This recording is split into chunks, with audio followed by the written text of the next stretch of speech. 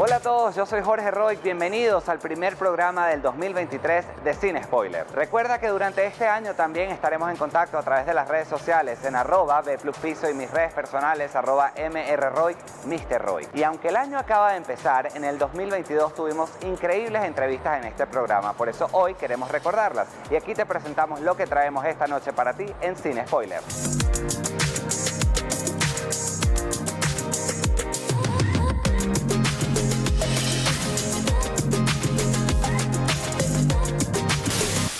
Para los amantes del cine de terror, reviviremos la entrevista que le hicimos a la reina de este género. Jamie Lee Curtis nos cuenta todos los detalles sobre el final de la saga de Halloween. Here's the last day of my Halloween experience. I am going to get my hands and my feet put into the concrete in front of the theater in Hollywood. And that's going to be the last thing I do for the Halloween movies. So I think that'll be a perfect way to cement the end of it all for me with Halloween. Y si te gusta el género de acción, hoy reviviremos la entrevista con Michael Bay a propósito del estreno de su película Ambulancia. I mean, literally, we had so many cops. We'd go to the LAPD choppers. Can you bring us a flyby, please? And they would come by in literally 5 minutes. I mean, the cops love me. I don't know why. I got highway patrol to shut down freeways for me. We had no permits for it. It's just, cops will do anything for me. I don't know why. So it weirdly it was hard, but it made it a little easier. Y por último, viajaremos de nuevo a Pandora para revivir la entrevista de Avatar, El Camino del Agua, una de las películas más taquilleras del 2022. Tuke is very curious and interested to kind of watch Rodonal and think, oh, maybe I could do this one day. Maybe I could help people. And yeah, Tuke is definitely inspired by all these female warriors and Sahik and role models in Pandora. Kind of considers himself a part of the Sully family, but also he's maybe not fully accepted, but he's he's a bit of a stray cat, but very much at his core considers himself one of the Na'vi people, and loves his kind of sort of family. His family.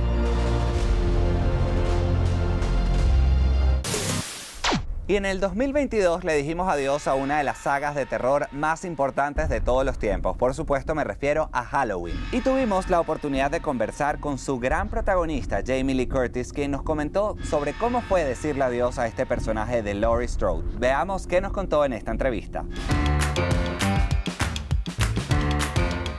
Hi Jamie, how are you? Good, thank you. I'm so excited to be talking to you, but at the same time, I must say that I hate you a bit because this movie made me jump from my seat so much, and that's all your fault. So I want to know. I don't think it's my fault at all. I don't think you can blame that on me at all. But that's a compliment because we're talking about horror films. So I want to know how challenging it was for you to find the right story to conclude this saga. That's also not my job. It's not. I'm not the writer, I'm not the director, I'm the interpreter, I'm the actor, but I was very happy that David came up with a trilogy of films that link to each other, and that this last one is very different than the other two, but that they are all linked, and that was what was important to me. And I'm very happy with them. And in this film, we see Laurie dealing with trauma in a different way. And I think this is exciting for viewers. Was this exciting for you to see this new side of her? Yes. The way Halloween Kills ends is so high.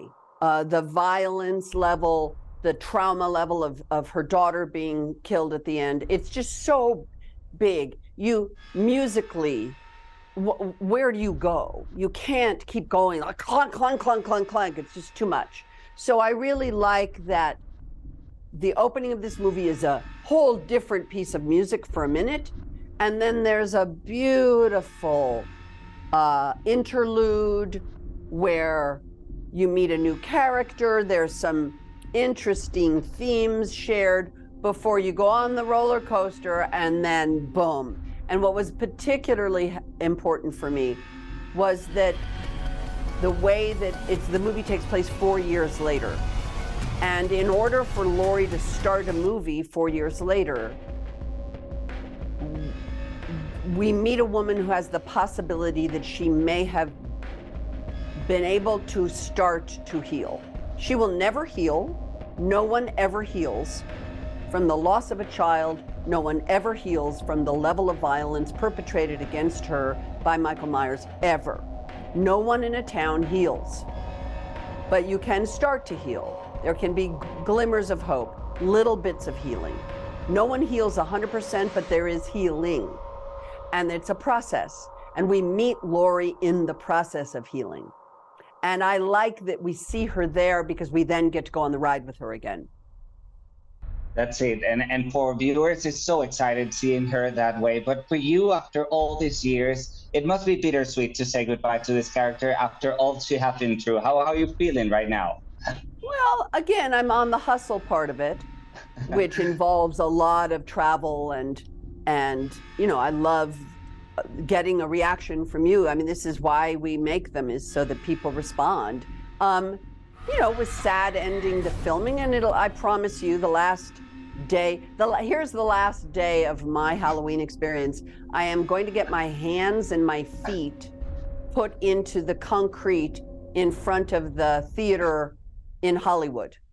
And that's going to be the last thing I do for the Halloween movies. So I think that'll be a perfect way to cement the end of it all for me with Halloween. That's it. I think that's a perfect ending for you as well. But in Venezuela, we're huge horror fans, and Halloween is definitely a classic. So I want you to please invite people in Venezuela not to miss this final chapter because Yes. it's so exciting. Of course, to my fans and friends, really, who've all kind of grown up with Laurie Strode and me, who've cared about her like I am your sister or your friend or your granddaughter, or you know, that you have carried me and Laurie, and you've carried me to the final line. You've carried us all the way, all these years. And now we have found ourselves at this moment of inevitability, the inevitable collision between Laurie Strode and Michael Myers. And I thank you, because I'm asking you to come on this final journey. I think, although it is an ending that will make some people very angry, some people will be frustrated, some people will be glad, I guess. No matter what, it's been a relationship between us, and it's coming to an end. And without you, I don't have a career. So, gracias. Thank you for everything in my life that is good, because everything in my life that is good has come from Laurie Strode and the people who love her. And we are going to miss Laurie a lot. So thank you for giving Thank us you. this final chapter. Thank you very much. Vamos a hacer nuestra primera pausa, pero si eres fanático de la acción, te recomiendo que no te muevas de tu asiento, porque en la próxima parte estaremos reviviendo la entrevista que le hicimos a Michael Bay a propósito del estreno de su película Ambulancia. Ya volvemos con más de Sin Spoiler.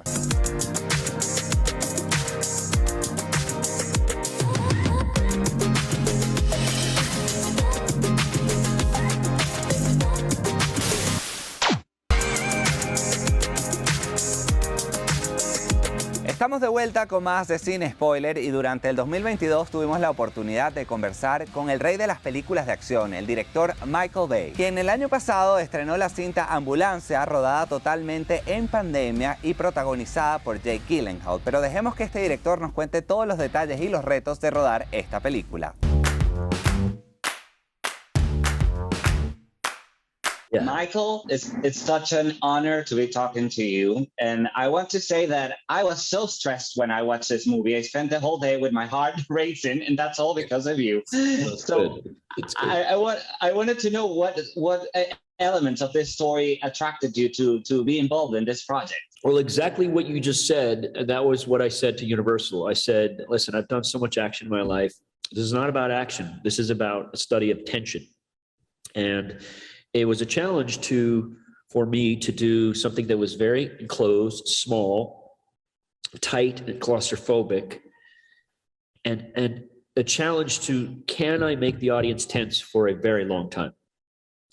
And I was developing a crime story a year or two before, and it was all about, if you're in a crime, in the middle of a crime, how to put the audience in the middle of it. What would it feel like if you were the criminal, if you were a good person, if you were the hostage? You know, like, how would it feel from different perspectives? So it was fun, and you know, the action I could do with the back of my hand, but it's how you keep the tension. It's those characters are what's making the action better. You know what I'm saying? Because if you don't feel for those characters, the action doesn't mean anything.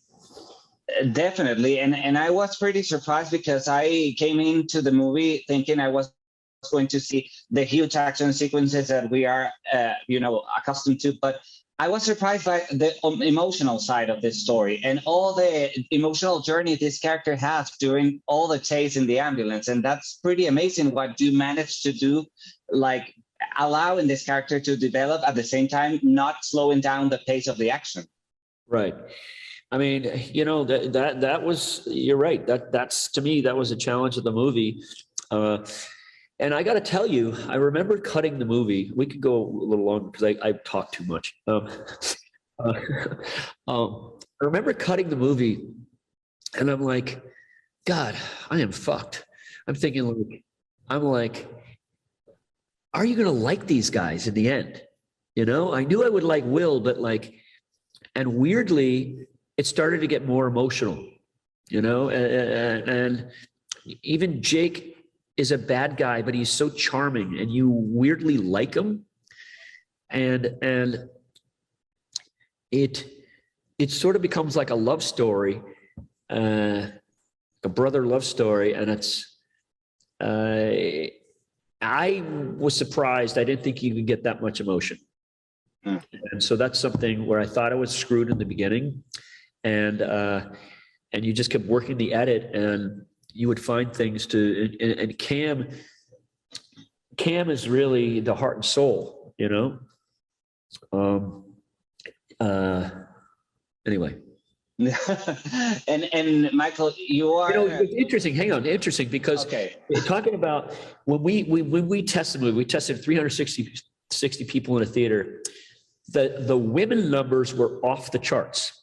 I'm thinking like, that is so weird. And they go, I don't really like these type of movies, but I loved it. I mean, and we're talking older women, you know, and it's kind of weirdly, because it's a violent movie. It's like, what is that? I couldn't figure it out. But that's a good sign, because I think you have such a strong female character in Cam, because she also has her own emotional background, and she like grounds the other two guys in this tense situation. So I think it's a perfect balance. But I wanted to know how difficult it was to film this movie during pandemic. This must be a challenge for you. No, it was a total challenge. It was like, I wanted something that I could do fast. I wanted to be around people again. I produced the very, very first movie that got made during the pandemic, literally a month into it. I was producing for a young director, and I knew you could do it safely. LA was the height of the pandemic in the world. It was the epicenter of how big it was there. So I'm shooting the movie, literally, don't worry about the time. I'm shooting the movie. People are thinking, you are crazy to start a movie. And I'm like, you know what? Weirdly, it's safer because everyone is local. Everyone is locked down. The city is a little more empty. LAPD was able to give me like 50 real cops. Basically, every cop there is real, except for a couple actors. It's very authentic police, how they would handle that situation.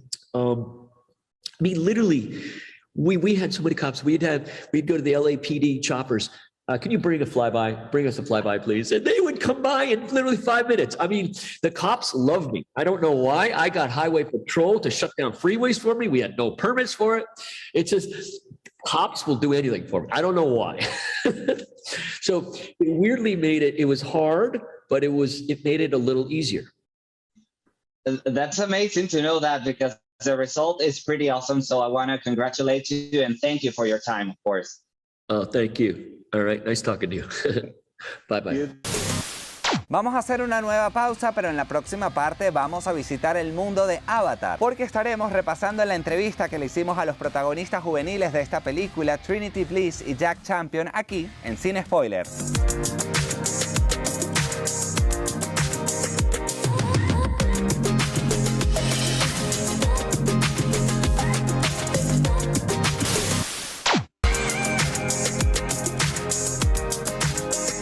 Estamos de vuelta con más de Cine Spoiler y después de 13 años pudimos regresar al planeta de Pandora con la nueva película Avatar, El Camino del Agua. Esta cinta estuvo llena de personajes memorables, pero sin duda los protagonistas juveniles se roban el show y tuvimos la oportunidad de conversar con dos de sus actores, Trinity Bliss y Jack Champion, quienes nos comentaron sobre cómo fue formar parte de la película más taquillera de todos los tiempos. Hi, nice to Hi meet you. guys. Hi, how are you guys? We're Good. great. How are you? Happy Monday. I'm really, really excited about this film and about talking to you, of course. But first, I want to know, how was it for you guys the moment when you got the call telling you that you were going to be part of the biggest movie of all the world? Oh, jeez. I was in an Uber and I was with my mom and we got the call from the casting director. And I remember just so, like, I was so excited, but like I couldn't freak out in the back of this Uber. And then once we got back to the hotel, I remember I immediately, I was like, I went to the freezer, I got this big pint of Trader Joe's ice cream and I was like, yeah, and I was just, I don't know. I was, yeah, I celebrated, you know? Did a Yeah. little boogie.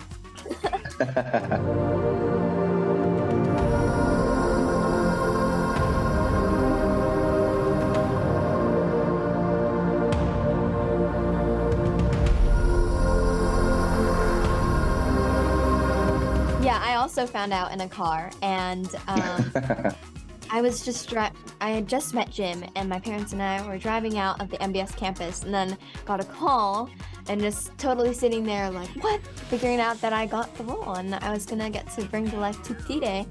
And we went to the Santa Monica Pier afterwards for celebration, which is something you and I have in common. Oh yeah. And I remember just kind of counting the days, counting down the days until training that whole month.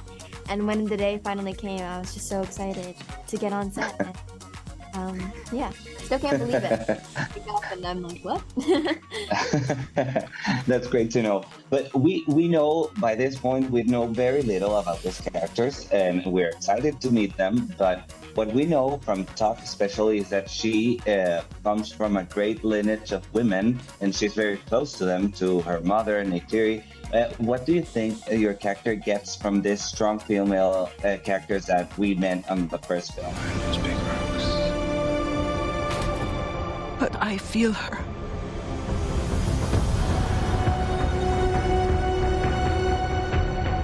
I hear her heartbeat. Well, Took, I think, like her mom, is really nurturing and also brave, and I think she really admires her mom, both parents actually, and of course her grandmother too. And yeah, she has a lot of female role models to look up to, and female like warriors, and Sahik, and I think she aspires to be like them one day, and she loves them, her grandmother and her mom, she loves them very much. And But she loves Spider the most. I mean, oh, there's actually a scene with Ronal in the movie, and Ronal is doing the Sahik stuff. Don't want to spoil much, but I remember filming that, and Tuk is very curious and interested to kind of watch Ronal and think, oh, maybe I could do this one day. Maybe I could help people. And yeah, Tuk is definitely inspired by all these female warriors and Sahik and role models in Pandora. Before your birth and after your death. This is our home! I need you with me. And I need you to be strong. But she loves Spider the most. And speaking about this love, Spider has a pretty interesting background in this film. What can you tell us about him without spoiling anything, of course? all right. Well, I can say Spider, he's human, obviously, big surprise. And he was born on Hell's Gate, where the original, humans were. And then once they got their butts kicked and evacuated, he had to stay because, they can't put babies in cryo. So he basically was orphaned there, but grew up alongside the Na'vi and also alongside the Sully family. And he kind of considers himself a part of the Sully family, but also he's maybe not fully accepted, but he's he's a bit of a stray cat, but very much at his core considers himself one of the Na'vi people, and loves his kind of sort of family. We consider you part of the family. That's great, guys. I'm even more excited to see this film. Can you say hi to Venezuela? Yes. Hi, Venezuela. Hope you enjoy Avatar: The Way of Waters in theaters. December 6th. Hopefully in 3D. I'm out. Of course. Thank you, guys. Thank you.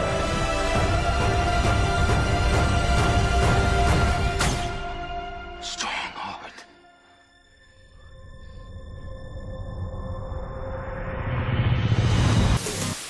Y así llegamos al final de este programa de Cine Spoiler. Pero seguimos en contacto a través de las redes sociales en @bpluspiso y también mis redes personales @mrroy, Mr. Roy. Nos vemos la semana que viene con un nuevo programa de Cine Spoiler por aquí, por B+.